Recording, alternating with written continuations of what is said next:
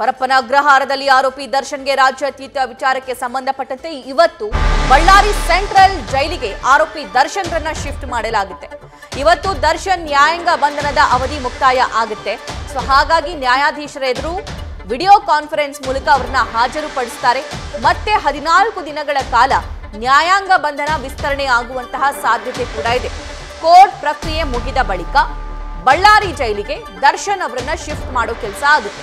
Police ಬಿಗಿ ಭದ್ರತೆಯಲ್ಲಿ ಬಳ್ಳಾರಿ ಜೈಲಿಗೆ ಶಿಫ್ಟ್ ಮಾಡುವಂತಹ ಸಾಧ್ಯತೆ ಕೂಡ ಇದೆ. ಈಗ ಆಲ್ರೆಡಿ ಪರಪ್ಪನ ಅಗ್ರಹಾರ ಜೈಲಲ್ಲಿ ಅಧಿಕಾರಿಗಳು ಜೈಲರ್ಗಳು ಸಿದ್ಧತೆಯನ್ನ ಮಾಡಿದ್ದಾರೆ. ದರ್ಶನ್ರನ್ನ ಹೇಗೆ ಎಲ್ಲಿಂದ ಕರ್ಕೊಂಡು ಹೋಗಬೇಕು ಅನ್ನೋದಕ್ಕೆ ಸಂಬಂಧಪಟ್ಟಂತೆ ಇನ್ನು ಬಳ್ಳಾರಿ ಸೆಂಟ್ರಲ್ ಜೈಲಿನ ಸಿಬ್ಬಂದಿಗಳು ಕೂಡ ಅಲ್ಲಿ ಪ್ರಿಪರೇಷನ್ನ ಮಾಡಿಕೊಳ್ತಾ ಇದ್ದಾರೆ.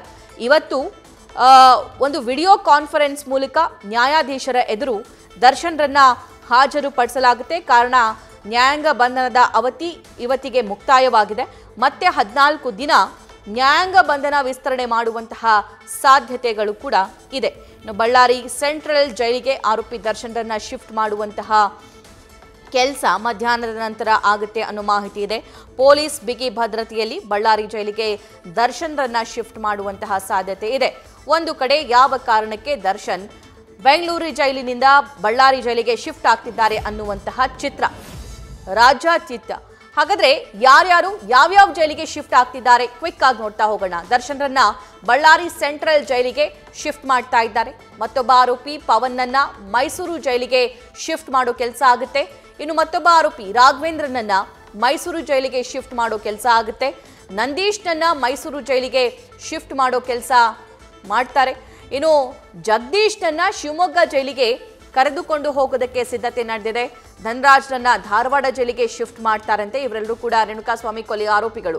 ಇನ್ನು ವಿನಯ್ ವಿಜಯಪುರ ಜೈಲಿಗೆ ಶಿಫ್ಟ್ ಆಗೋ ಸಾಧ್ಯತೆ ಇದೆ. ನಾಗರಾಜ್ನನ್ನ ಕಲಬುರಗಿ ಜೈಲಿಗೆ ಶಿಫ್ಟ್ ಮಾಡಲಾಗುತ್ತೆ ಅನ್ನೋ ಮಾಹಿತಿ ಇದೆ. ಇನ್ನು ಲಕ್ಷ್ಮಣ್ಣನ್ನ ಶಿವಮೊಗ್ಗ ಜೈಲಿಗೆ ಶಿಫ್ಟ್ ಮಾಡುವಂತಹ ಸಾಧ್ಯತೆ ಇದೆ. ಪ್ರದೂಷ್ನನ್ನ ಬೆಳಗಾವಿ ಜೈಲಿಗೆ ಬೆಳಗಾವಿಯ ಹಿಂಡಲಗ ಜೈಲಿಗೆ ಶಿಫ್ಟ್ ಮಾಡ್ತಾರಂತೆ. ಇನ್ನು ಪವಿತ್ರ ಗೌಡ ಪರಪ್ಪನ ಅಗ್ರಹಾರ ಜೈಲಲ್ಲೇ ಇರ್ತಾರೆ. ಇನ್ನು ಅನುಕುಮಾರ್ ಕೂಡ ಪರಪ್ಪನ ಅಗ್ರಹಾರ ಜೈಲಿನಲ್ಲೇ ಇರ್ತಾನೆ ಅನ್ನೋ ಮಾಹಿತಿ ಸದ್ಯಕ್ಕೆ ಲಭ್ಯವಾಗ್ತಾ ಇದೆ. ಈ ಬಗ್ಗೆ ಮತ್ತಷ್ಟು ಲೈವ್ ಡೀಟೇಲ್ಸ್ ಪಡ್ಕೊಳ್ಳೋಣ ನಮ್ಮ ಕರೆಸ್ಪಾಂಡೆಂಟ್ ಅಂಕಿತಾ ಅವರಿಂದ. ಅಂಕಿತಾ, ಇವತ್ತು ಬೆಂಗಳೂರು ಸೆಂಟ್ರಲ್ ಜೈಲಿನಿಂದ ಬಳ್ಳಾರಿ ಸೆಂಟ್ರಲ್ ಜೈಲಿಗೆ ದರ್ಶನ್ರನ್ನ ಶಿಫ್ಟ್ ಮಾಡೋ ಕೆಲಸ ಆಗುತ್ತೆ. ಈ ಪ್ರಾಸೆಸ್ ಎಷ್ಟೊತ್ತಿಗೆ ಆರಂಭವಾಗಬಹುದು? ಸಿದ್ಧತೆ ಹೇಗೆ ನಡೆದಿದೆ?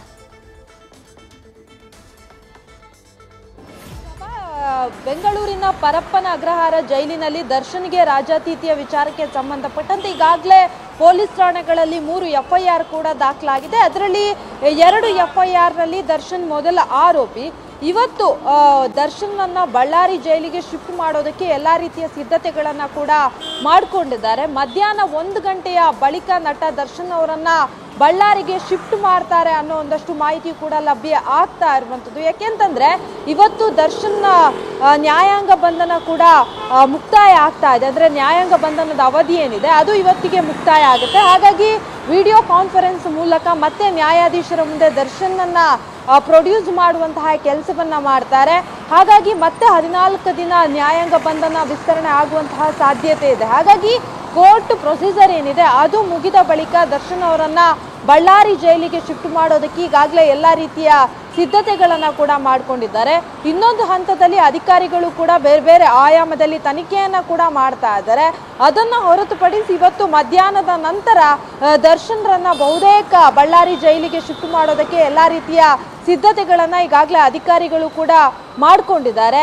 ಇನ್ನು ಕೋರ್ಟ್ನಿಂದ ಈಗಾಗಲೇ ಅನುಮತಿ ಸಿಕ್ಕಿದೆ. ಆದರೆ ಇವತ್ತು ಒಂದಷ್ಟು ಪ್ರೊಸೀಜರ್ ಇರೋದ್ರಿಂದ ಅದು ಮುಕ್ತಾಯ ಆದ ಬಳಿಕ ಬಹುತೇಕ ಮಧ್ಯಾಹ್ನದ ನಂತರ ದರ್ಶನ್ನನ್ನ ಬಳ್ಳಾರಿ ಜೈಲಿಗೆ ಶಿಫ್ಟ್ ಮಾಡೋದಕ್ಕೆ ಎಲ್ಲ ರೀತಿಯ ಸಿದ್ಧತೆಗಳನ್ನು ಈಗಾಗಲೇ ಅಧಿಕಾರಿಗಳು ಮಾಡಿಕೊಂಡಿದ್ದಾರೆ. ಸಭಾ